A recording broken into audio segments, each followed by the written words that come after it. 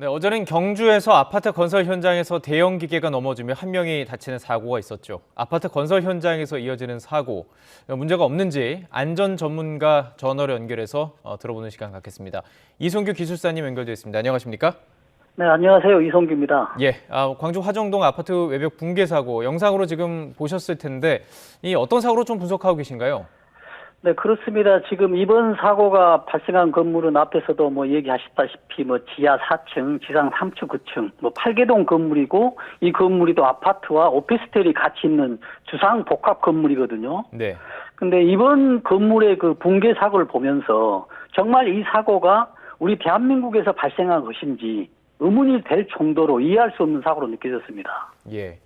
네, 이번 사고는 작업 과정, 지금 어떤 시공 과정에서 몇 가지 문제로 보여집니다만은 추가적으로 설계상의 문제도 검토해야 되겠지만 네. 가장 중요한 거는 시공회사나 어떤 안전관리자 등이 포함해서 작업자 등을 포함한 안전의식 결여가 가장 큰 문제였다고 생각이 됩니다. 아, 예. 지금 저희가 영상을 보여드리고 있는데 좀 이해가 가지 않는 게 이게 네. 지금 공사 중인 건물 아니겠습니까? 근데 어떻게 이렇게 그렇습니다. 외벽이 무너져 내릴 수가 있습니까? 이게 가능한가요? 예. 그렇습니다. 지금 객관적으로 봤을 때는 정말 일어날 수 없는 사고인데요.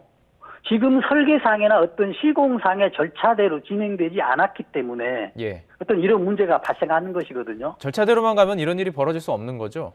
그렇습니다. 어떤 절차대로, 어떤 순서대로, 어떤 작업 과정의 매뉴얼대로 진행이 돼 있다라고 한다면 이런 사고는 정말 일어나지 않는 사고라고 생각되죠. 예.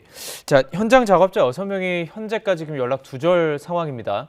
매우 우려스러운 상황인데요. 지금 할 수 있는 작업이 어떤 게 있을까요? 지금 6명이 매몰돼서 연락이 두절돼서 아마 사망한 것으로 보이지죠. 아직은 모릅니다. 예. 네. 예, 아직은 그러나 모르고요. 이제 추가적으로 더 확인해야 될 거는 네. 6명 이외에 더 어떤 매몰된 사람이 있는지 네. 확인이 꼭 필요합니다. 예.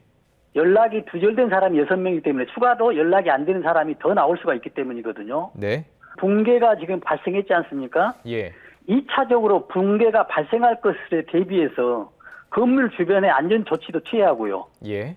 특히나 건물의 그 근접한 주택이나 상가들의 어떤 주민들 있지 않습니까? 네. 이분들의 어떤 대피가 신속하게 될 수 있도록 안전한 조치들이 꼭 필요하다고 생각됩니다. 지금 추가 붕괴 우려 말씀하셨는데 네. 그림으로 지금 영상으로 보여드리고 있는 것을 볼 때 이 상태로 보실 때는 어느 정도 위험하다고 보세요? 지금 제가 생각할 때 지금 이런 아파트, 고층 아파트 건물이 생각할 수 없는 사고가 났기 때문에 지금 이 그림상으로 보더라도 예측할 수 없는 일이 나타날 수가 있다라는 생각도 들거든요. 네. 그래도 일반적으로 이런 과정들의 사고는 굉장히 일어나기 어려운 사고입니다. 예. 왜 그렇죠? 예. 후진국형, 시공상의 어떤 문제거든요.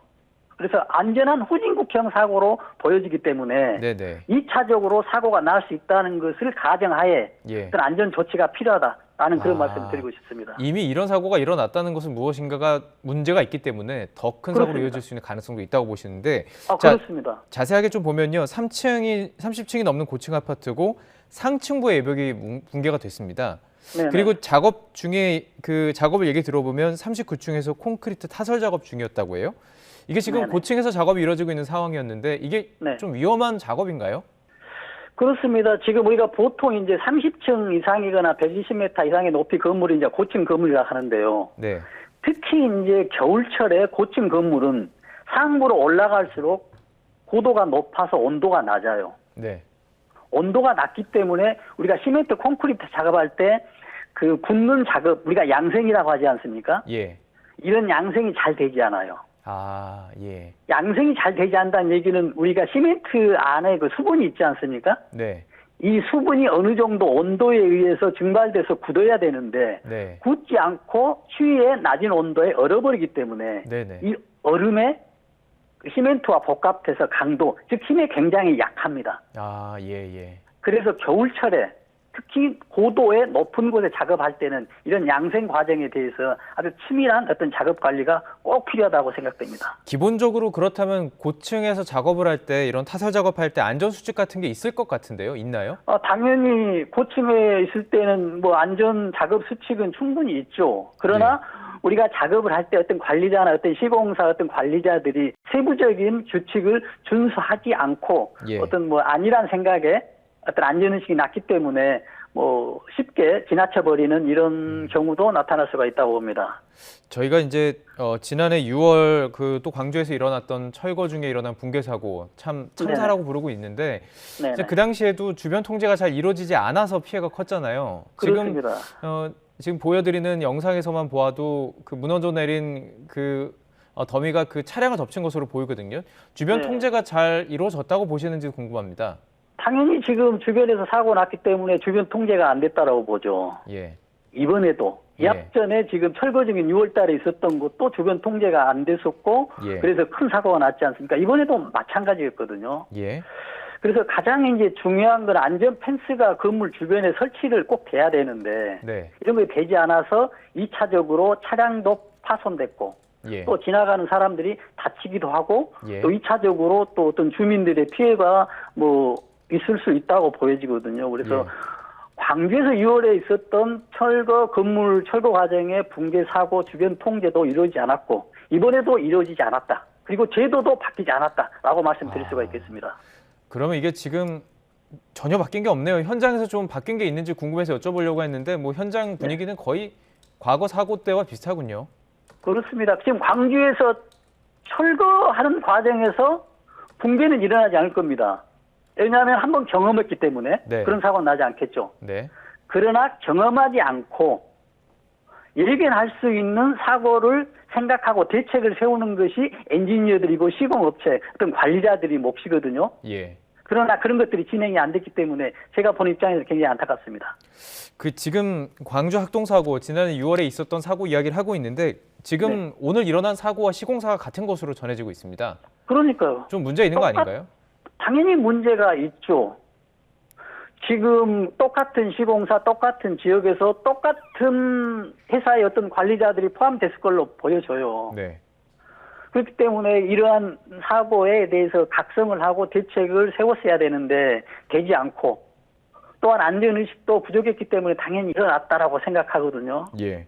그래서 현재 상태를 보면은 뭐 안전의식도 부족할 뿐만 아니라 또 제가 이제 어떤 엔지니어 입장에서 보면 안전에 대한 지식도 좀 부족하지 않았나라는 그런 지적을 좀 하고 싶습니다. 예. 그래서 이런 제도적인 어떤 보완 대책 꼭 좀 필요하다고 생각됩니다. 저희가 이제 뉴스를 하다 보면 계속 사고 소식을 전해드리는데요. 어제는 뭐 경주에서 대형 기계가 넘어지면서도 사고가 있었고요. 네. 그리고 계속해서 이제 사고 소식이 전해지고 있습니다. 특히 공사 현장에서. 네네. 겨울철에 이런 사고가 좀 더 많은 것으로 뭐 체감상 느껴지는데 이유가 있을까요? 그렇습니다. 지금 겨울에는 날씨가 추우니까는 뭐 일단 바닥이 미끄럽잖아요. 그래서 행동하는 작업자들이 위험에 노출 수가 있고요. 네. 또 우리가 겨울에는 날씨가 춥기 때문에 옷을 두껍게 입습니다. 예. 그러다 보니 행동이 둔해지고 부자연스러워서 위험한 순간에 대처할 수 있는 민감성이 굉장히 떨어집니다. 예. 그래서 주의가 필요하고요. 또 이제 작업자 측면에서 보면 이런 문제도 있지만 어떤 시공사나 이런 입장에서 보면 겨울에는 그 신정과 설날이 겹쳐 있잖아요. 예. 1월에는. 예. 그러다 보면 휴일이 많아요. 휴일이 많다 보면 공사 기간을 맞추기가 어렵죠. 서두르게 되겠군요. 그렇죠. 그래서 공사를 서두르게 될 수 있기 때문에 네. 이로 인해서 위험에 노출되기가 쉽다라는 예. 그런 말씀 드리고 있고요. 예. 또한 한 가지 더 추가적으로 한다면 우리가 신정이나 설날이 있기 때문에 인건비 지급을 해야 되잖아요. 예. 그러면 인건비 지급을 여유 있게 지급하기 위해서는 우리가 기성고라고 하지 않습니까? 네. 일이 어느 정도 진척이 됐을 때 비용을 받는 비용. 예. 이걸 받아서 또 작업자한테 지급해야 되는데 구조적인 그래서 문제가 이런 있군요. 예. 기성부 확보를 위해서도 공사를 어느 정도 진척을 시켜야만이 기성부 확보가 되기 때문에 예. 또 공사도 서두르고 예. 이런 측면에서 보다 보면 어떤 안전 측면에서는 아주 위험한 상황이 노출되기 쉬운 상황이 되죠. 그렇습니다. 지금 안전은 서두르면 서두를수록 네. 무리하게 되는 그런 문제가 있기 그렇습니다. 때문에 천천히 정말 안전에 대해서는 더 꼼꼼히 두드려보고 걸어가야 할 것 같습니다. 그리고 지금 연락되지 않은 6명도 무사히 귀환할 수 있기를 기원해 보겠습니다. 네. 예, 마지막으로 그리고 짧게 말씀해 제가 주시죠. 마지막으로 제가 당부하고 싶은 말 꼭 한 가지 있습니다. 네. 우리가 그 사업자나 어떤 시공사 업자에 있어서 보면 안전에 들어가는 그 비용들이 있지 않습니까? 네. 이런 것들을 소모 비용으로 생각하거든요. 예. 그러나 만약에 사고 났을 때 이 소모 비용의 복구 비용을 생각한다면 수백 배가 들어가거든요. 맞습니다. 그렇기 때문에 안전에 들어가는 소요 비용은 예. 소모 비용이 아니다 투자 비용이라는 그 인식의 전환이 꼭 필요한 시점이라고 당부하고 싶습니다. 꼭 이 내용을 사고를 일으키는 시공사 측에서 들었으면 좋겠습니다. 이성규 네, 기술사님과 감사합니다. 이야기 나눠봤습니다. 고맙습니다. 네, 감사합니다.